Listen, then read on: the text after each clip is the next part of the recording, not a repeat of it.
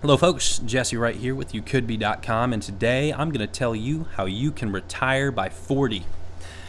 Some random person, I guess they're anonymous, asked on Quora.com if I am 21 years old and living in New York City with a starting salary of $60K, how can I save or invest my money to be able to retire at 40? I am about to give you the 19-year plan. Okay, now, the first 4 years of this plan is strictly for saving money and looking at property, because how you are going to get to that point where you're retired at 40 and bringing in $1 million a year is by investing in low-cost property that brings in a high amount of rent, a high rate of return on your initial investment. Now, the method that I use is I always want to get my money back in 2.5 years. That's a 40% rate of return, a 40% yearly return on your initial investment. And that initial investment includes everything that you spend in buying the property plus everything that you spend rehabbing the property, okay? And then your, I shouldn't even have to say this, but after that, of course, you're still going to take out your maintenance costs for the property, your taxes, your insurance, all that stuff is included, and you're still making your money back in 2.5 years. If you don't believe that's possible, that's fine, but I've done it over and over again. So I'm going to show you properties in New York that you can buy for under $20,000. And the one catch, look, I told you have 4 years to get to this place, so that should give you enough time to figure out how to do this. You are going to have to drive. You're not going to be investing in New York City. I'm sorry, but look, if you can retire by the age of 40 and bring in over $1 million a year for the rest of your life, that's inflation proof, that as the value of the dollar decreases, the amount that you bring in is every year is still protected, then I think it's worth a little bit of driving, right? So I'm going to go over here to homepath.com, and we're going to look at properties in New York for under $20,000. I'm going to just do a statewide search, and I'm going to make the max 20,000. Of course, you can create alerts, and I recommend that you do, but I'm not going to because I don't live in New York. And you can see there's 48 properties in New York right now that are under $20,000. These are just Fannie Mae listings, guys. So there's lots more from Freddie Mac, from HUDHomestore.com. Lots of foreclosures all over for less than $20,000 in New York right now. But I'm going to look at a property in Rochester, New York, because I've been watching Rochester specifically for 2 to 3 years now, and I noticed that there's consistently properties that are low cost, under $20,000, that bring in a lot of money in rent. So that's what I'm going to show you today. This particular property cost $11,000, and it's a duplex. We're going to pull it up. You got 6 beds, 2 baths, so 3 bedroom, 1 bath on each side. And I'll just quickly show you some of the pictures. Looks like you got about 3 stories, 2 stories plus a loft, and unfinished basement. You're going to be doing some work. You are going to be doing some work on your own. You're not going to be hiring this out. That's how you get good at this, because when you do your own work, you know how much materials cost. You know what you should be when you do get to the point where you're hiring out a contractor, you know how much you should be paying them. You know how long this job is going to take. I started out doing all my own work, and it was invaluable. Way more valuable than college. So I highly recommend that you do your own work. But actually, with this property, you wouldn't even have to if you had the money. You could still get your money back in 2.5 years because it's $11,000. That gives you, another $26,000 to spend, as you're going to see, rehabbing the property, and you'd still get your money back in 2.5 years. But I think that you could do much better than that. I think that you could be in this property for well under $30K. Like I said, I just want you guys to have a good idea of what we're getting into here. As you can see, this property is already under contract. Let's take a look at a few things. First things first, rent range. This is Fannie Mae has a deal with a company called rentrange.com where they'll show you the low, median, and high rent. But you have to be careful, especially when you're working with duplexes, and their figures are all messed up.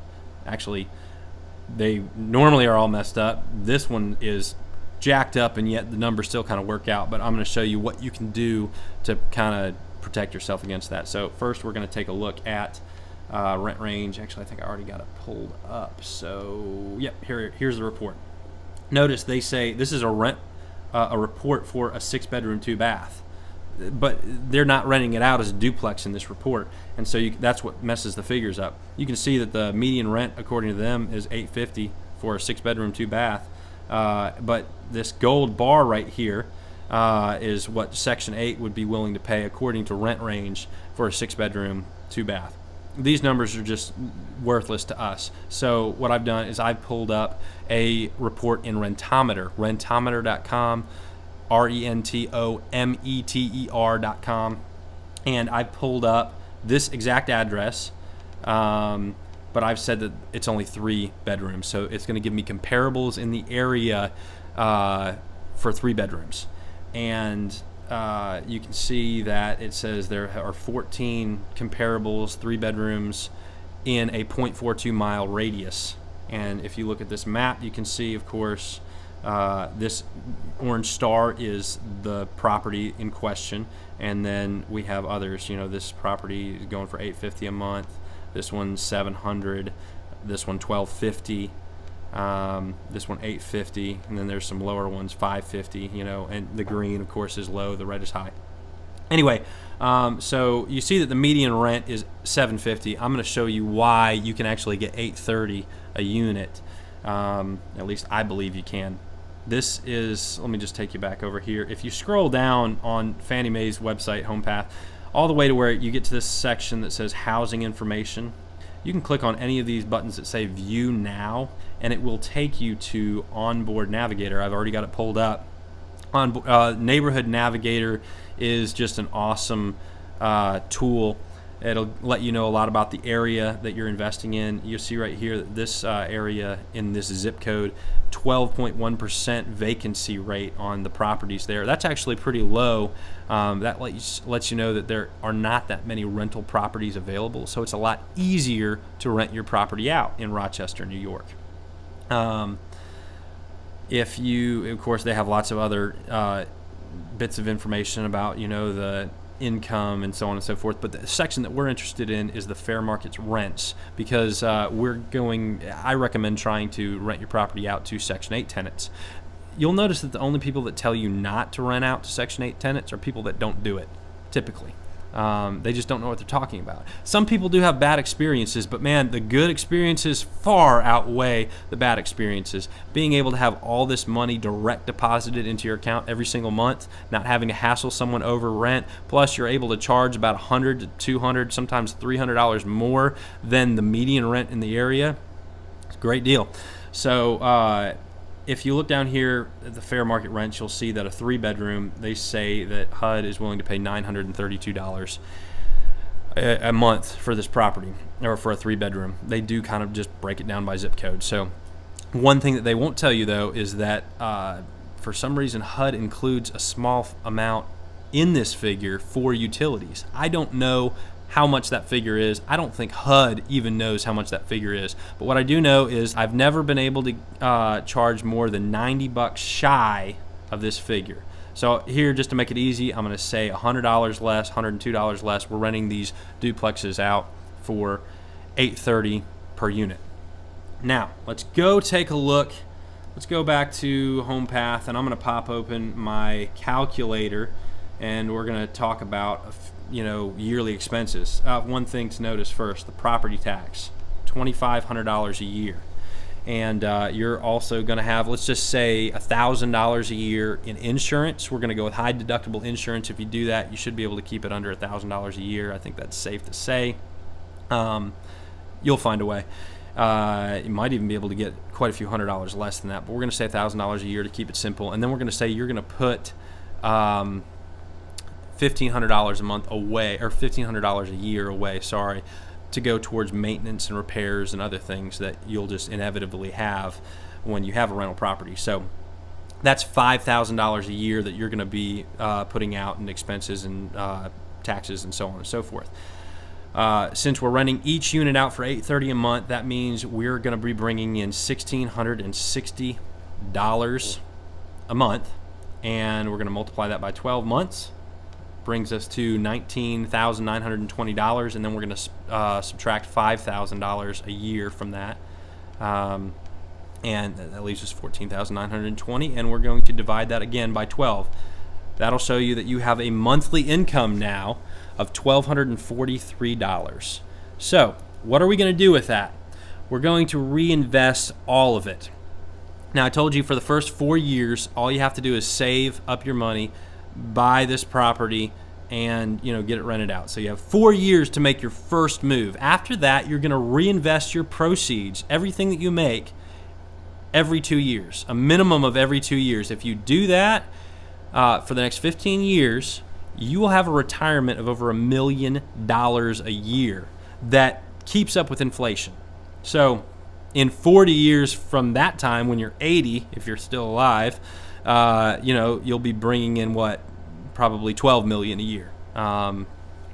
Let's go ahead and look at how I came up with that figure. So this is investor.gov. I've already got everything filled in. I'm going to pretend that your current principal is 1 because I don't want, just to make it easy. So we're going to forget about the $37,000 or $30,000 that you have in your first property, and you are going to we're going to say basically that we're just going to add this $1,243 a month to this account, and for the next 15 years. We're going to keep putting money in this account, and every 2 years we're going to reinvest. So where it says down here compound interest 0.5 times a year, that equates out to every 2 years. And I've got an interest rate of 40% because, again, you're going to be getting your money back every 2.5 years on every single property you invest in. That's critical. And it is possible. So don't let anybody tell you that it's not, because I do it all the time. So interest rate of 40%. When we calculate that up, it comes out to $3 million that you've invested over the course of these 19 years. All right, $3 million. And remember, you're bringing in 40% of that every single year. So 3025715.79 times 40%. That's going to be what you make every single year, $1.2 million every single year if you follow Jesse Wright's 19-year plan. All right, I think that's enough. For any questions, please comment below. Of course, if you thought this video was helpful, I would really appreciate it if you liked and subscribed. And for more tips, tricks, and investing advice, go to youkouldbe.com. That's UKUDB.com. I'll see you in the next video.